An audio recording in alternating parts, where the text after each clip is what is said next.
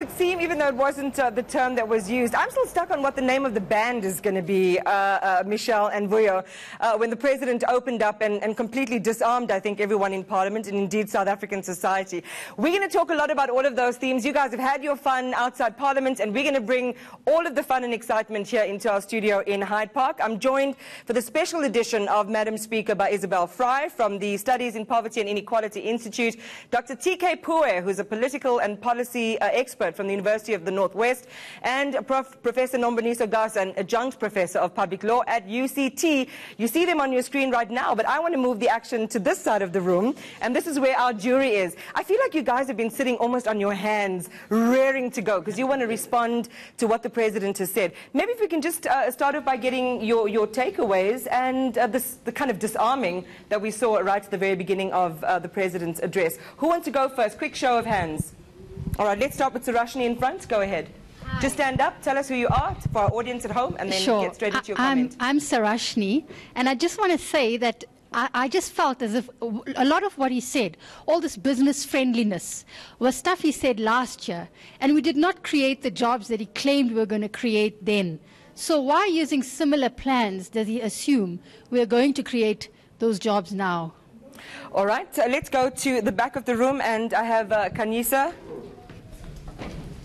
Or Kanisa, go ahead.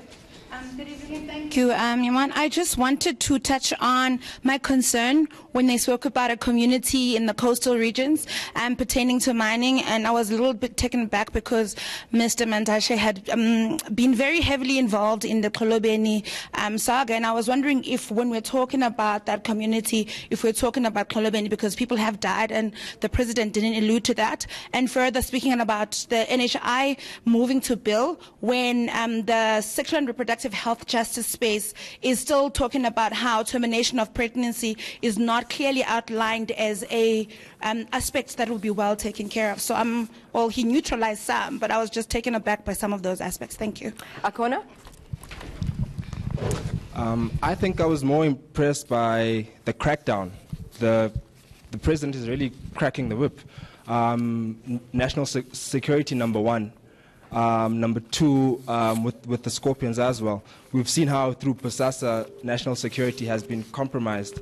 So I think the president has gone really hard on that, and I'm quite impressed, and I like that. Sinead, then we'll come to Jean-Marie. Go ahead, Sinead. Hi, I think he was, we all thought he was going to have this difficult task of straddling between party and state, and I think for the most part of his speech he spoke about the state. But what he didn't say, which was disappointing for me, from what Akona said, is he didn't say to his own cabinet members, those of you who have been implicated, you are going to be dealt with, and those of you who are thinking of getting involved in corruption, you will also be dealt with. So I don't think he cracked the whip loud enough. All right, let's hear from Jean-Marie.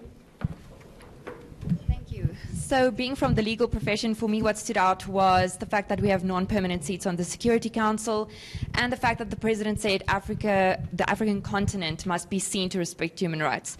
So I can just expect that this would mean he's going to advocate for the SADC tribunal to be brought back. Are we going to sign a Section 34 declaration to give our people access to the African Court of Human and People's Rights?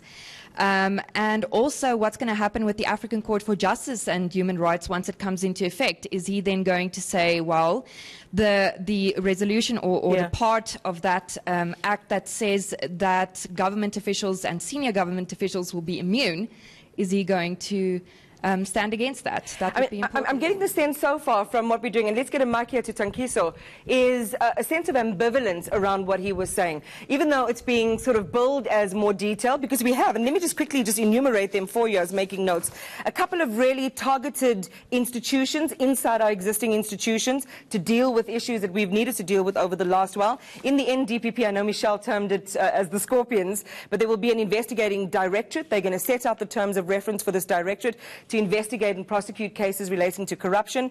You've got the Presidential SOE Council. Remember, we were very worried about what was going to happen with our SOEs. The kind of splitting up of Eskom that's causing a little bit of consternation. And by the way, I saw Ivan Jim tweet his concerns about this being a softly move towards privatization. Phase 1 privatization is what he said. Tankiso. So what I picked up was that he's promising to hand out gadgets, tablets, to address the digital skills, but that doesn't really address the issue. I mean, how are they going to utilize the gadgets without, we all know that data is a problem right now. So in order for you to close that gap, you need to first start with data. Spectrum, where does the spectrum leave us for that? Well, what I'm loving is such a diversity of issues that pinged for you in the speech. Awazi? You want to go ahead, or we can even give the microphone to Marlon. By the way, I've just got to let you know that me and my team are leaving with 6 packs of ginger and garlic made from Verulam, which is near Phoenix, where I come from in KZN. And it's all courtesy of Marlon, who drove up in his bakkie to be part of our special broadcast. Did you hear anything for your sector, for small business specifically? Yes. I had a big issue with, when it came to small businesses, because I'm an entrepreneur. I have an issue, with a problem with getting into the big chain stores. The reason being is we need to be HACCP certified, and to get the mere certificate as getting HACCP certified costs over about 300,000-400,000 rand, and we cannot get into this. So we just held back, and we can't move forward.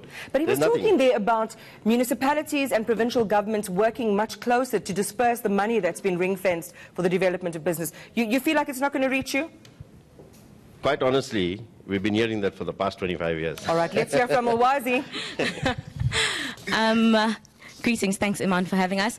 Well, 2 sectors that affect me personally as a young black woman in South Africa. I'm currently a student. Also, I know that there is a plethora of my peers that aren't employed currently. He speaks a lot about jobs, then he speaks about the economy. However, he doesn't speak about how economic growth affects job creation. I felt as though there was a great gap between the two, because there's the job summit, there's the investment summit. However, there's not a marrying of the two, and I felt that he lacked in that part. And also with regards to the higher education sector, he is still not speaking to the problem of funding and how he's going to, as the state, is going to subsidize universities within the funding crisis. Because right now we know that there are lives lost and others are still being jailed today for free education. So I feel as though he missed the mark on that point on my part. Thanks for that, Ulwazi. Let's go to the back of the room. Abongile, I'll come to you just now. Selwyn? Thanks. The question that I have is, or the concern rather that I have, is the NHI. Yeah, all well, good and well, you implement policies and say this is going to Parliament and whatever, but the problem that we have is you have a doctor for 1,300 people. And that's the issue. And doctors being recruited from universities are struggling to get into the profession, and even the way that they are treated, where doctors have to share beds in hospitals. And this is a problem. We have to first sort out our doctors and our nurses before we can have NHI, before we flood all our hospitals with people. And that's the issue that I find. I really want to find out whether there was anything that really buoyed you and just filled you with some Tumamina Kool-Aid a little bit, because the sentiments and the reactions are kind of, they're kind of ambivalent from what I'm hearing. So maybe think about things that really pinged for you in terms of what was good and what was forward thinking. I'm going to come back to my jury in just a second. Let's go to our panel of experts, and maybe TK, we can start with you about areas where he touched with detail that will lead to the kinds of outcomes that affect areas that our jury is saying are not being affected right now. I'll touch on that, but I just want to go back a bit. It sounded to me like this was an incoming speech of a new president, not a recap of 5 years. And if you actually go to President Jacob Zuma's second State of the Nation, the 2014 one, it's actually a rehash. For one, he talks about he wasn't held accountable to the fact that in 2014, President Jacob Zuma said by 2019 we'll have a growth of 5%. He talked about the Inga Dam, the Mzimvuma Dam. They talked about the national infrastructure. We always hear about the national infrastructure, and this is maybe I'll dovetail what you're asking. It would seem to me that it's almost like a schizophrenia of which he forgets he is the president of the party that's been in charge for 25 years, not a new individual. And this speaks to the heart of South Africa's economic planning and problem, is that it's as though there are always 5 or 6 different people speaking, but they never get held to account to, I think, what the lady talked about. What do we mean by economic development? How does this translate into into jobs. Because what I was looking forward to hearing, and like you, was to say, listen, in the 5 years that this party has been in charge, on the issues of job creation, specifically for youth, these are the numbers. Moreover, this is the problem. And yet he never got to it. So when we speak about economic development of policy in South Africa, it's always speaking about something which only goes for 5 years. But our Asian counterparts have shown us that you need to give a tabulation of everything you've done for the last 10 years, and that's what's missing. Let me put it this way, Nomaniso Gasa. Were we just so relieved there wasn't a disruption, things went smoothly, and our bar has been set so low in terms of our expectations, that anything he would have said in an orderly and what would seem a more detailed and unifying way, we'd be happy with. Are we mad to have enjoyed the speech?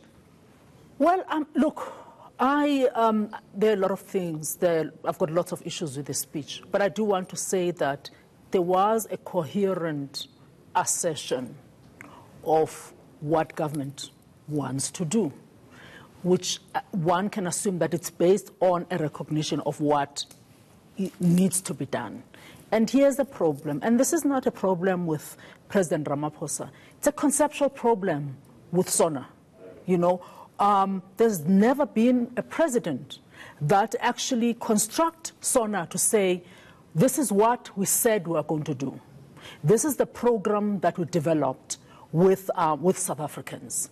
And we said we're going to create 330,000 jobs. We created 3,000 jobs. These are the reasons why we didn't create the 297 jobs. We have learned this. As a result, this is the plan that we're going to develop. And here's the problem. You have a department of monitoring and evaluation. You never get to see how DME actually informs what the plans are. So everything that he says, you know, that he says they're going to do, a lot of it is a rehash of what was said before. A lot of it glosses over a number of problems. You know, he ends with Theodore Roosevelt on the man in the arena. The first person who spoke from the jury said, I'm an entrepreneur. He is the man in the arena, right, who is falling and trying to rise. Nowhere does this government actually assist that man in the arena. So all these things are very nice when you have these highfalutin quotes and these intentions. But the reality is that everything that President Ramaphosa says they want to do, from land, agriculture, everything, there's another side of the story of people who are waiting at the door, who are, as he enjoins South Africans to be, who are men in the arena. But the government becomes the critic that says, you don't have this, therefore we can't, but never supports people to do that. So I get the sense, if I distill what you are saying and what TK is saying, that aside from the charm offensive that the president went on right at the very beginning, he's also employed the magician's skill of sleight of hand. Look over here while I'm doing something over there. Would you concur with that analogy, Isabel? It's your analogy. But I think that he has a very good ability to get you caught up in that moment so that you forget about what your objections were. And linked to that, what Irvin Jim was talking about, this question of privatization by stealth, again affirms what I started off by saying earlier about where is the class interest in this. For me, although it was good to look at future orientation, I liked his quote about creating jobs for the people now by changing the worker for future work. I just found that the majority of people living in poverty were absent from the speech. I mean, the fact that 1 in 4 people goes to bed hungry, lives below the poverty line, the starvation line, just wasn't there. The fact that the World Bank found us to be the most unequal country in the world. Those are the critical things, because if you don't address that architecture, these other issues are never going to be successful. This is very evident in how he talks about the mining sector. You know, he talks about how there's policy certainty. There is no policy certainty in the mining sector. Mining communities who live where this wealth is drawn, are caught up in all sorts of things, from environmental degradation to the fact that they never see whatever is supposed to go into them, to the fact that no mining company, including politicians such as the current minister, in fact take responsibility and take serious the constitutional enjoyment of informed consent, which is in South African law. All of that is missing in his speech because it's a particular perspective and location from which he looks. We'll bring you more on the post-Sona analysis when we return. You're watching Madam Speaker.